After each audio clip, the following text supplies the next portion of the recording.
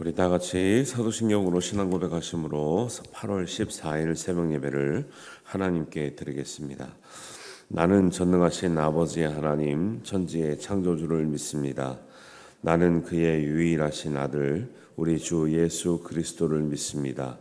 그는 성령으로 잉태되어 동정녀 마리아에게서 나시고 본디오 빌라도에게 고난을 받아 십자가에 못 박혀 죽으시고 장사된 지 사흘 만에 죽은 자 가운데서 다시 살아나셨으며 하늘에 오르시어 전능하신 아버지의 하나님 우편에 앉아 계시다가 거기로부터 살아있는 자와 죽은 자를 심판하러 오십니다. 나는 성령을 믿으며 거룩한 공교회와 성도의 교제와 죄를 용서받는 것과 몸의 부활과 영생을 믿습니다. 아멘.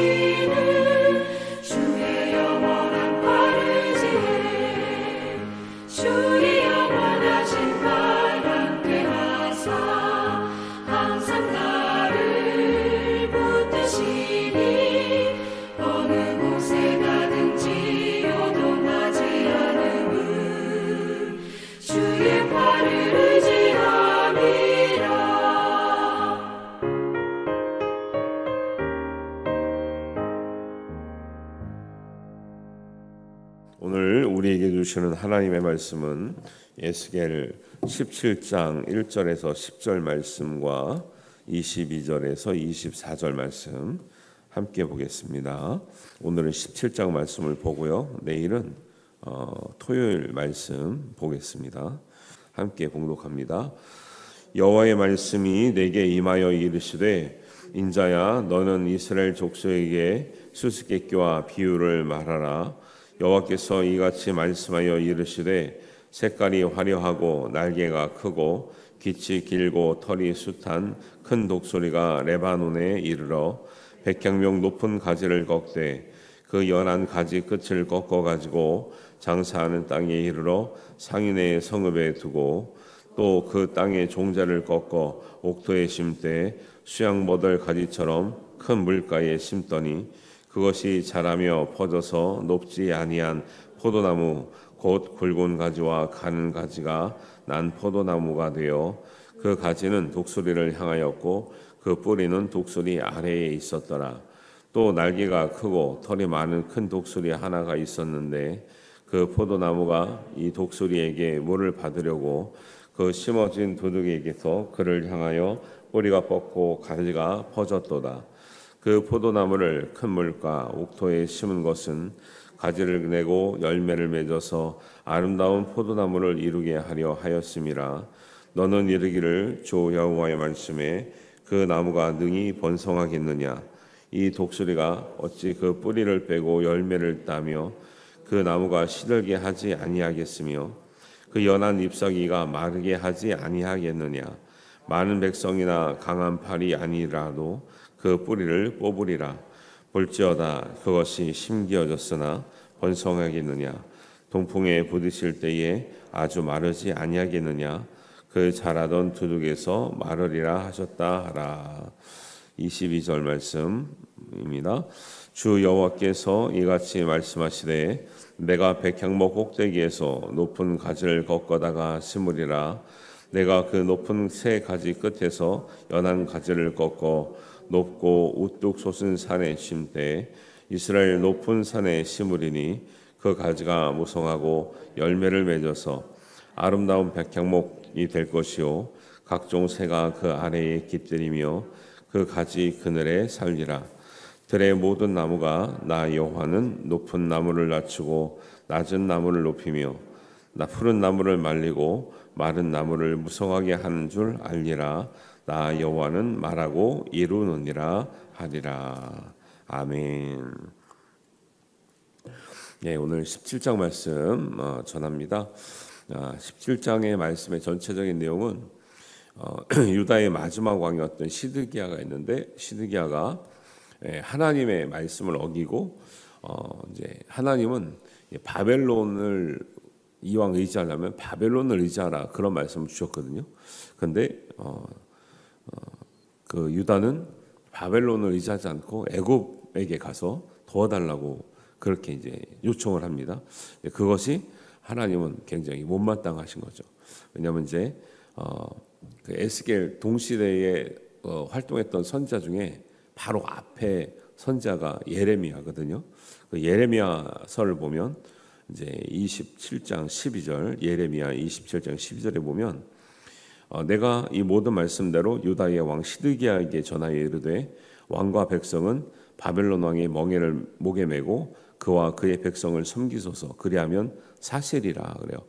사실 바벨론도 뭐 하나님 보실 때 이방인이고 유다가 봤을 땐 바벨론이나 애굽이나 차이가 없어 보이는데 어쨌든지 하나님은 이때는 바벨론을 섬기면서 바벨론을 통해서 하나님이 유다의 마음을 고치시려고 하는 뜻이 있었어요. 그 뜻을 모르는 게 아니라 알려줬다라는 거예요. 예레미야 선지자를 통해서 너희가 옆에 애굽도 있고 바벨론도 있지만 지금은 너희가 바벨론에게 통치를 받으면서 하나님의 뜻을 깨달을 때다라고 예레미야가 분명하게 말했는데 근데 그때 당시 거짓 선지자들이나 복술가나 점쟁이들은 예레미야 말대로 하지 않고 왜냐하면 이제 정치 지도자들은 뭐라고 하냐면 왜 바벨론을 의지합니까?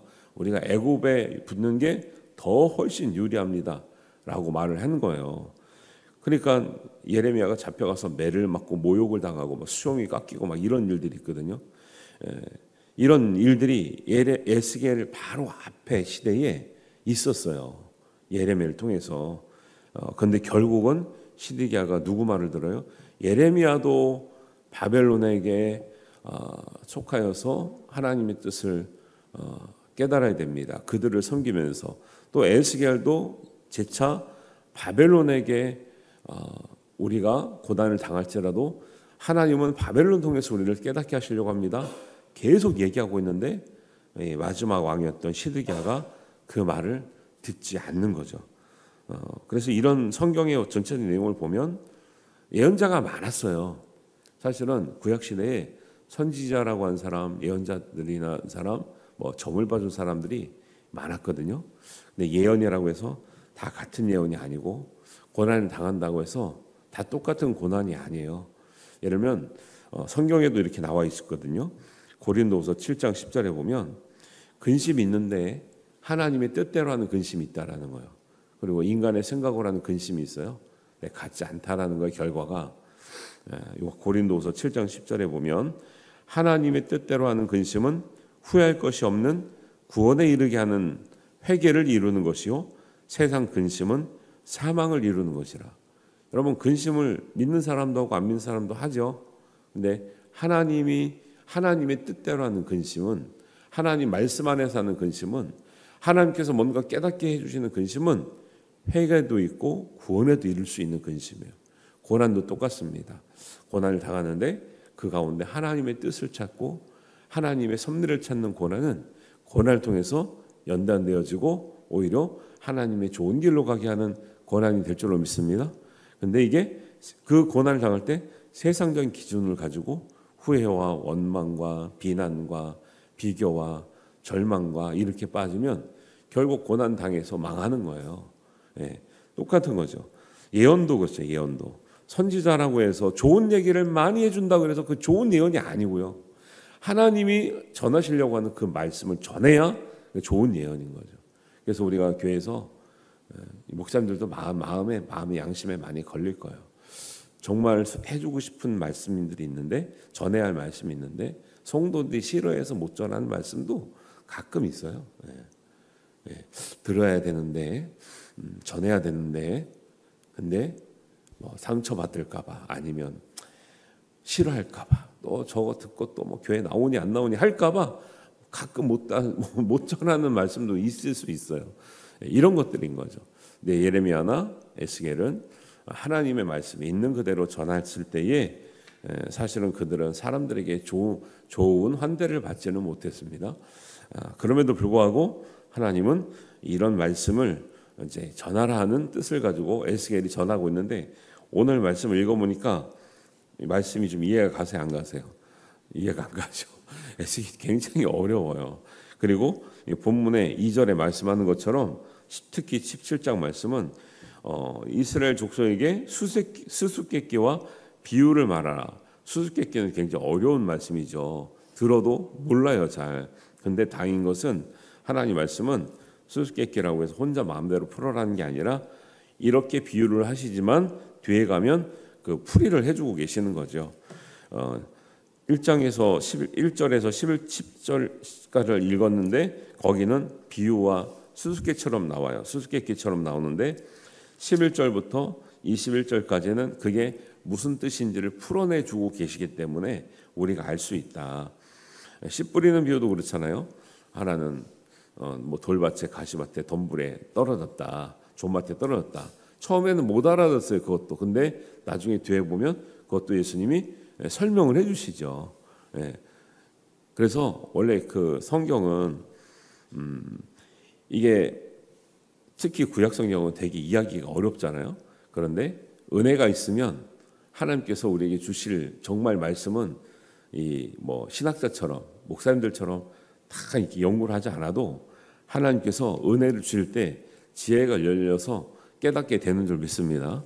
그래서 그래야지 성경 읽는 맛이 나는 거지. 이걸 뭐 배경을 아예 모른다 그러면 이해를 못한다 그러면 그 보통 선교사님들이 말하는 말씀이 그거거든요. 선교사가 못 들어가도 번역만 해서 성경만 넣어줘도 그걸 읽는 사람들의 민족 가운데 나라 가운데 역사가 일어난다는 거예요. 기가 막히죠. 성경이 얼마나 어렵습니까? 근데 성경만 읽어도 하나님이 그 마음을 변화시켜 주시고 그 민족을 변화시켜 주시는 역사가 일어나는데 우리는 좋은 성경을 많이 들고 있음에도 불구하고 역사가 안 일어난다. 문제가 있는 거라니까요. 문제가 있어요. 우리나라도 선교사는 핍박을 당해서 못 들어왔어요. 성경을 최초로 전해준 토마스 선교사는 그냥 순교를 당했대. 배에서 내려서 우리나라 들어와서 배에서 내려서 뭘 들고 왔냐 보니까 이상한 책들을 들고 온 거예요. 그래서 목배임을 당해서 죽었거든요. 근데 그거를 그 성경책을 그때 번역한 성경책인데 그거를 그 목배임을 한 병사가 가져가서 벽에다 붙였단 말이에요. 종이가 없으니까 그 당시에 종이가 별로 없으니까 귀하니까 벽지로 썰어 붙였는데 누워서 벽에 있는 말씀을 읽다가 변화돼 가지고 최초의 집사가 되는 거예요. 야, 할렐루야. 이게 진짜 기가 막. 그러니까 성경은요. 읽으면 역사를 합니다. 할렐루야. 네, 우리는 왜 역사를 안 하죠? 읽는데 그렇게 되면 안 되고 잘 읽으셔야 돼요. 그래서 3절에 보면 큰 독수리가 나와요. 큰 독수리. 큰 독수리는 바벨론 왕 느부갓네살을 말한다라고 이제 11절 이하에 보면 나오고요. 3절에 보면 또 백향목 높은 가지, 4절에 백향목 연한 가지는 유다 왕 여호야긴을 말해요. 그다음에 6절에 보면 자라난 포도나무는 여호야긴은 그 유다의 19대 왕이고 그다음에 시드기야는 20대 왕인데 여호야긴 때 대신해서 바벨론으로 잡혀간 왕이 시드기야 왕이에요. 그래서 어렵지만 이렇게 이제 표현할 수 있고요. 유다 왕이 바벨론 통치 아래 있어야 함을 계속 얘기하는 거예요. 6절에 봅니다. 그것이 자라며 펴져서 높지 아니한 포도나무 곧 굵은 가지와 가는 가지가 난 포도나무가 되어 그 가지는 독수리를 향하고 뿌리는 독수리 아래에 있었더라. 그러면 아까 독수리는 뭐라 그랬습니까? 바벨론 왕을 말한다 그랬죠. 바벨론 왕 아래에 있어야 되는데 그렇게 하지 않았다라는 말하는 거고, 어려운 거는 7절에 보면 또 다른 독수리가 나와요. 이 다른 독수리는 아까 독수리는 바벨론 왕이라고 그랬는데 여기는 바벨론 왕을 말하는 게 아니라 7절에 또 날개가 크고 털이 많은 큰 독수리 또 나왔잖아요. 또 같은 독수리가 아니에요. 다른 독수리인데 이 독수리는 7절에는 독수리는 애굽을 말한다고 이렇게 설명을 하고 있어요. 그래서 바벨론과 애굽은 쌍벽을 이루는 강대국이에요. 우리 주변에도 강대국이 있잖아요. 근데 어떨 때 어디에 우리가 의지하여야 우리가 정말 도움을 얻을 수 있는지를 잘 생각해야 되는데, 뭐 이 당시에는 하나님은 바벨론에 속하여야 된다, 바벨론의 아래에 있어야 된다 이렇게 말씀하셨거든요. 그러니까 둘 다 뭐 이방인 나라니까 뭐 좋은 나라는 아니죠. 이 애국 유다 입장에서. 그런데 하나님의 말씀이 있었기 때문에 따라가는 거예요. 그래서 하나님은 바벨론의 멍에를 매라고 하셨다라는 말씀을 예레미야도 말씀하고 있고 에스겔도 말씀하고 있는데, 이럴 때 중요합니다. 우리가 무엇을 결정하기 어려울 때가 있어요. 이것이 맞냐 저것이 맞냐, 둘 다 좋을 수도 있고 나쁠 수도 있어요. 그럴 때 그래서 기도가 중요한 거죠. 하나님이 나쁜 것처럼 보여도 하나님이 그렇게 말씀하시면 열매가 있을 줄 믿습니다. 근데 우리가 볼 때 좋아 보여도 하나님이 말씀하지 않는 건 그 좋은 길로 가도 열매가 없어요. 그 대표적인 예가 뭐예요? 아브라함과 롯이 소돔을 바라보고 선택했던 그 선택인 거죠. 창세기 13장에 보면 이제 너무 양들과 목자가 많아져 가지고 롯의 목자들과 아브라함의 목자들이 싸우는 거예요. 너무 많아지면 또 싸워요. 그래서 우리가 나눠서 살아야겠다. 맨날 싸우니 좀 나눠 사자. 근데 아브라함이 확실히 어른이기도 하고 조카니까 삼촌이기도 하니까 먼저 조카에게 좋은 것을 선택할 수 있는 기회를 주는데, 그 롯은 뭐 이렇게 아브라함에 비하면 이렇게 믿음의 눈이 있다고 보기는 어렵거든요. 봐라, 네가 원한 대로 가라니까 눈에 확 들어온 게 뭐예요? 에덴 동산처럼 보이는 소돔이 들어왔다. 물론 소돔의 내용은 몰랐겠죠. 그러나 보통 사람들은 눈에 좋은 대로 따라가잖아요. 눈에 좋은 대로 갔지만 거기가 얼마나 큰 죄가 있는지는 신중하지 못했고, 눈에 좋아 보이는 땅도 다 좋은 게 아니라 죄가 가득해도, 중요한 것은 죄가 가득해도 눈에는 어떻게 보이더라? 좋아 보이더라. 그리고 어떤 사람의 눈에 죄가 가득한 것이 좋아 보이더라? 믿음이 없고 분별력이 없으면 죄가 많은 것이 좋아 보여요. 어제 어떤 영상을 보는데 서울의 이제 홍익대학교 앞에서 뉴스를 본 거죠. 거기 앞에서 신천지가 포교하는데요. 장난도 아니에요, 진짜. 서울의 유명 대학들 앞에서요. 신천지들이 포교하는 게 너무 세련됐어요. 너무 대학생들이 오면은 막 뭐 동아리 활동이니 미래 진로를 같이 상담해 주느니 별 모임이 다 있는데 가면 결론은 다 그거야. 근데 이제 신천지 색깔이 하나도 안 나, 겉으로 볼 때는. 그러니 이거를 애들이 순수한 마음으로 갔는데 다 당하고 오는 거예요. 그게 뉴스에 나온다니, 뉴스에 나와요. 그래서 피해자들이 뭘 하냐면 나라에서 좀 이단 예방법을 만들어줘야 되는 거 아니냐. 아니 애들이 서울 가가지고 공부하고 있으면 다 그런 데 깔리면서 애들이 공부할 애들이 다 이상한 데 쫓아다니고 막 장난이 아니랄까요, 진짜요. 네. 신천지 그 간부로 탈퇴한 사람들은 뭐라고 말하는지 아세요? 각 교회마다 자기네 파수꾼이 없는 교회가 없다고 얘기해요. 각 교회마다. 드러나느냐 안 드러나느냐의 차이예요. 근데 교회가 어설프면 그 사람들이 활동을 하는 거예요. 교인들 미혹하고 작당하고 자꾸 교회 비판하고 목사님 당연히 비판하고 수근수근 거리고 하는 거예요. 근데 교회가 깨어 있고 목사님이 그런 경각심이 있고 하면 감히 못 드러나는 거죠. 앞으로 우리 이제 목사님 새로 오셨고 하는데 세신자 강화할 때 제가 그런 얘기했어요. 내가 공포도 하겠지만 새신자가 많이 이제 올지라도 적게 올지라도 경각심을 가져야 되는데 앞으로 신분증 확인해야 된다. 웬만한 큰 교회는 다 하고 있어요.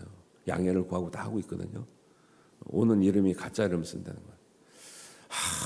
그게 난 사기 집단이 어떻게 종교 집단이 된지 몰라. 왜 가짜 이름을 쓰고 들어옵니까 교회를? 그 정도래. 그 웬만한 큰 교회는 그렇게 하고 있어요. 근데 장교들은 신자 오면 너무 좋아하잖아요. 너무 귀하고. 그러니까 말을 못해 말을. 그러면 또 떠날까 봐. 근데 지금 이 시대가 참 고민이야. 와서 열심히 해도 의심스럽고 안 와도 걱정이고 참 시대가 이렇게 된 거예요. 그래서 여러분 우리 기도할 때 하나님의 눈이 열리고 지혜가 열린 줄 믿습니다. 그래서 우리가 판단할 수 없는 거죠. 눈으로 좋아 보이는 것이 지금 좋은 것인가 안 좋은 것인가 사실 몰라요. 몰라요. 고난 당하는 게 어려운 것인가 정말 영광이 되는 고난인가 모른다니까요. 그런데 기본적인 것은 모든 것을 하나님 앞에 하나님의 섭리가 있으리라 믿고 우리가 감사함으로 기도함으로 우리가 세워나갈 때 하나님께서 은혜 주시고 우리를 옳은 길로 인도할 줄로 믿습니다. 그래서 육신의 눈으로 선택한 것을 보고 선택한 것을 것으로는 번성할 수 없다고 말씀하는 거예요. 10절에 보면 볼지어다 그것이 심기어졌으나 번성하겠느냐 동풍에 부딪힐 때에 마르지 아니하겠느냐 그 자라던 두둑에서 마르리라 하셨다라. 두둑은 과수원을 말합니다. 과수원에 심겨진 그 과수 나무들이 보호를 받고 막 하잖아요. 제일 좋은 땅에 심겨졌잖아요. 그런데도 번성하지 않고 마르겠다라고 하는 말씀을 전해주시는 거예요. 결국 유다는 패망을 했어요. 시드기야는 오히려 비참하게 바벨론을 안 섬기려고 하다가 끌려갔기 때문에 끌려가면서 죽었는데 열왕기하 25장 7절에 보면 시드기야가 그의 아들들 앞에서 눈앞에서 죽임을 당하고 아들들이 그 시드기야 눈앞에서 죽임을 당하고 시드기야의 두 눈은 빼고 노사슬로 그를 결박하여 바벨론을 끌고 갔다가 결국은 죽게 됩니다. 비참하게 죽게 되는 거죠. 바벨론에 끌려갔다고 다 비참해지는 거 아니거든요. 오히려 바벨론에 끌려갔다가 70년 후에 되돌아오잖아요. 그런데 바벨론이 그들을 끌고 갔을 때 그 다니엘도 바벨론에 끌려간 거잖아요. 그런데 그래도 바벨론 사람들이 영재를 키우려고 하는 마음도 있었고 끌려온 사람들이 아수르처럼 막 고욕을 시키거나 하지 않고 포로지만 약간의 대우를 잘해줬어요. 정착할 수 있도록. 그러니까 유화 정책을 쓴 거예요. 그러니까 다시 70년 후에 이스라엘로 돌아가라 할 때 안 돌아가려고 한 사람도 있었어요. 왜? 여기 와보니까 살만한데? 이런 사람도 있었다니까요. 그래서 다 비참하게 될 건 아닌데 바벨론을 속국이 되어서 섬기려고 하지 않고 애굽을 의지하려고 했던 유다의 마지막 왕은 비참하게 이렇게 멸망당하는 모습들을 보여주고 있어요. 이런 상황에서도 그럼 하나님이 완전히 버리셨는가? 그렇지 않고 이런 상황에서도 하나님은 유다의 회복을 위한 은혜를 준비하고 계신다라고 하는 말씀이 22절에서 24절까지 말씀하고 있는데, 유다를 상징하는 백향목을 꺾어서 높은 산에 심어서 열매가 무성한 아름다운 백향목이 되게 하시겠다 말씀하고 있잖아요. 22절입니다. 중간에 내가 백향목 꼭대기에서 높은 가지를 꺾어다가 심으리라. 높고 우뚝 솟은 산에 심으리라. 23절입니다. 중간에 그 가지가 무성하고 열매를 맺어서 아름다운 백향목이 될 것이요 나오고, 24절 맨 끝에 나 여호와는 말하고 이루리라. 그래서 하나님은 다 바벨론으로 가라, 바벨론을 섬기라고 하는 뜻이 있는데, 사람들은 바벨론으로 가면 어떻게 될 줄 알고 애굽을 하는데, 애굽은 옛날부터 애굽은요 하나님이 제일 싫어하는 우상들이 그렇게 많은 땅이고, 거기서 탈출했잖아요. 출애굽을 했잖아요. 왜 자꾸 돌아가려고 합니까? 하나님은 같은 이방이라도 애굽에서 나오게 하셨는데 다시 애굽으로 가지 말라는 거예요. 근데 사람들은 뭐요? 그 출애굽을 했던 그때를 잃어버리고 다시 애굽으로 가는 거예요. 그러니까 하나님 거기에 진노하시는 거예요. 모세를 따라 나왔던 이스라엘 백성들 광야를 헤매면서 하여튼 조금만 힘들면 어디로 가자는 거예요? 애굽 살 때가 좋았다. 애굽에서는 뭐 향신료도 있었고 고기도 있었고 뭐도 있었다. 자꾸 애굽 얘기를 하는 거예요. 하나님은 애굽에 있으면 안 된다고 하는데 자꾸 애굽으로 돌아가려고 하는 거예요. 그래서 오늘 말씀 보면서도 멸망당할 때는 사람의 어리석음이 있었고, 하나님은 그럼에도 불구하고 하나님은 차후에 은혜를 준비하신 하나님의 참 깊은 섭리가 있다라는 것을 꼭 기억하시고, 하나님의 다시 세우시는 그 말씀, 사람은 할 수 없으나 하나님께서 하시려고 하는 그 섭리를 믿고 하나님의 말씀대로 따라가시는 우리 모든 성도님 되시기를 주님의 이름으로 축복합니다. 기도하겠습니다. 하나님 아버지, 하나님의 말씀에 충실한 우리 모두가 되게 하셔서 우리가 갈 길과 선택할 길을 알지 못하지만 하나님께서 말씀하시는 길로 가게 하여 주시옵소서. 하나님께서 은혜 주시는 길로 가게 하시고, 고난처럼 보여도 주의 뜻이 있거든 그 길로 행하고, 또님 하나님 십자가의 길이 때로는 결코 쉽지 않을 때도 있지만 생명의 길로 행하여 하나님께서 우리에게 예비하신 모든 은혜를 받아 누리게 하여 주옵소서. 그리고 그 은혜 가운데 하나님 모든 고난이 영광을 위한 것이었구나를 깨닫는 우리 모두가 되게 하여 주시옵소서. 하나님께서 우리를 다시 회복시키시고, 사람으로는 할 수 없으나 하나님께서 이루시는 모든 말씀을 우리에게도 이루어 주시옵소서. 하나님께서 하실 줄로 믿사오며 예수님의 이름으로 기도하옵나이다. 아멘. 하늘에 계신 우리 아버지, 아버지의 이름을 거룩하게 하시며 아버지의 나라가 오게 하시며 아버지의 뜻이 하늘에서와 같이 땅에서도 이루어지게 하소서. 오늘 우리에게 일용할 양식을 주시고, 우리가 우리에게 잘못한 사람을 용서하여 준 것 같이 우리 죄를 용서하여 주시고, 우리를 시험에 빠지지 않게 하시고 악에서 구하소서. 나라와 권능과 영광이 영원히 아버지의 것입니다. 아멘.